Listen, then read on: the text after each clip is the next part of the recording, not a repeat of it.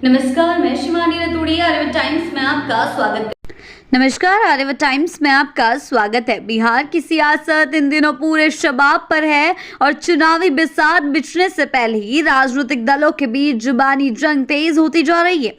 विधानसभा चुनाव 2025 के आहट के साथ ही बयानों का दौर भी गर्माता जा रहा है। हरियाणा के मुख्यमंत्री नायब सिंह सैनी के एक बयान ने सियासी पारे को और भी ऊपर चढ़ा दिया। दिल्ली में आयोजित महात्मा ज्योतिबा फूले जयंती समारोह में सैनी ने ऐसा कुछ कह दिया जिसने बिहार की राजनीति में हलचल मचा दी है। जी हाँ, आपने सही सुना। उन्होंने साफ तौर पर कहा कि इस बिहार में भी विजय पताका सम्राट चौधरी के नेतृत्व में लहराया जाएगा।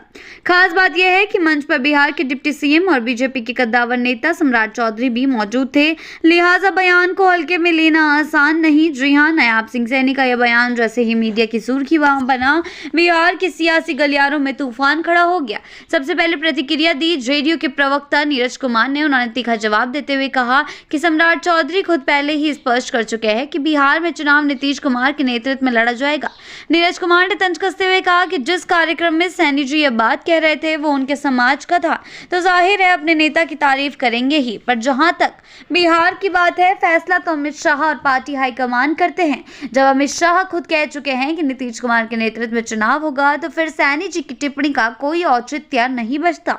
इस बीच बिहार बीजेपी के अध्यक्ष दिलीप जायसवाल भी मैदान में कूदे और उन्होंने बयान को संतुलित करने की कोशिश की। जायसवाल ने कहा कि सम्राट चौधरी बीजेपी विधायक दल के नेता हैं और सैनी जी ने उस संदर्भ में यह बात कही थी। उन्होंने स्पष्ट किया कि बिहार में एनडीए का चुनावी चेहरा नीतीश कुमार ही होंगे। संगठन की कमान उनके हाथ में रहेगी, जबकि विधायक दल सम्राट चौधरी के नेतृत्व में काम करेगा। इस बयान के जरिए उन्होंने कोशिश की कि किसी तरह का भ्रम न फैले, लेकिन तब तक बयान ने राजनीति का तड़का लगा ही दिया था।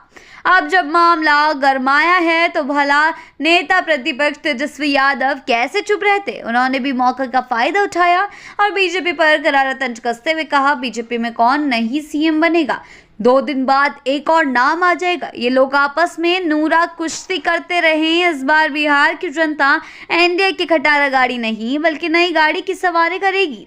बिहार में महागठबंधन की सरकार बनने जा रही है। तेजस्वी यादव के इस बयान से साफ है कि महागठबंधन का आत्मविश्वास भी चरम पर है और वे बीजेपी जेडीयू के रिश्तों में आई मामूली दरारों को भी हथियार की तरह भुना रहे हैं। बहरहाल नायब सिंह सैनी के एक बयान बिहार की सियासत में तूफान ले आया है। एक तरफ एनडीए के भीतर नेतृत्व को लेकर बातें हो रही है, तो दूसरी ओर विपक्ष इसे मुद्दा बनाकर जनता के बीच लेकर जाने में जुट गया है।